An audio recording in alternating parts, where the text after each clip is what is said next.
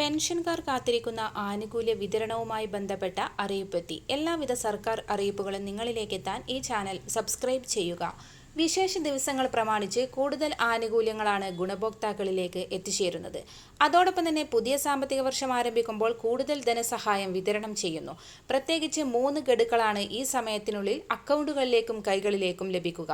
March, April മാസങ്ങളിലായി 4800 രൂപയോളമായിരിക്കും എത്തിച്ചേരുക. 62 ലക്ഷത്തോളം വരുന്ന ഗുണഭോക്താക്കൾക്ക് ഒരു തടസ്സവും കൂടാതെ തുകയെത്തും.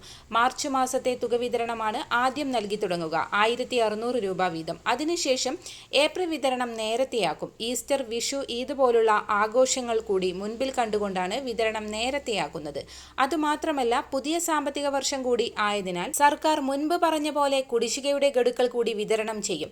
കുടിശ്ശിക പൂർണ്ണമായും നൽകി തീർക്കുകയല്ല, തനത് തുകയോടൊപ്പം ഒരു ഗഡുവായിരിക്കും വിതരണം ചെയ്യുക. അപ്പോൾ ഓരോരുത്തർക്കും 3200 രൂപ വീതം കിട്ടും.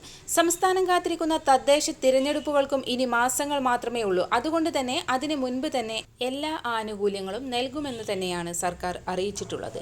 വിവിധ ക്ഷേമനിധി ബോർഡിലെ അംഗങ്ങൾക്ക് ആനുകൂല്യങ്ങളുടെ നിരക്ക് വർദ്ധിപ്പിക്കുമെന്നുള്ള പ്രധാന അറിയിപ്പും ധനമന്ത്രി KN ബാലഗോപാൽ അറിയിച്ചിട്ടുണ്ട്. വിവിധ തൊഴിലാളി ക്ഷേമനിധി അംഗങ്ങൾക്ക് ആനുകൂല്യം നൽകുന്നതോടൊപ്പം തന്നെ കുടിശ്ശികയും നൽകും. നിർമ്മാണ തൊഴിലാളി ക്ഷേമനിധി ബോർഡ് 14 മാസത്തോളം കുടിശ്ശികയുണ്ട്.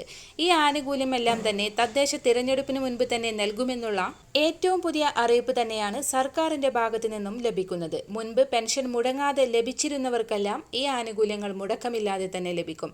കേന്ദ്ര സർക്കാരിന്റെ വിഹിതം ലഭിക്കുന്ന 8 ലക്ഷത്തോളം വരുന്ന ഗുണഭോക്താക്കൾക്ക് അവരുടെ ആധാർ അധിഷ്ഠിത ബാങ്ക് അക്കൗണ്ടുകളിലേക്ക് കേന്ദ്ര വിഹിതവും എത്തിച്ചേരും. എല്ലാവിധ സർക്കാർ അറിയിപ്പുകളും നിങ്ങളിലേക്ക് എത്താൻ ഈ ചാനൽ സബ്സ്ക്രൈബ് ചെയ്യുക.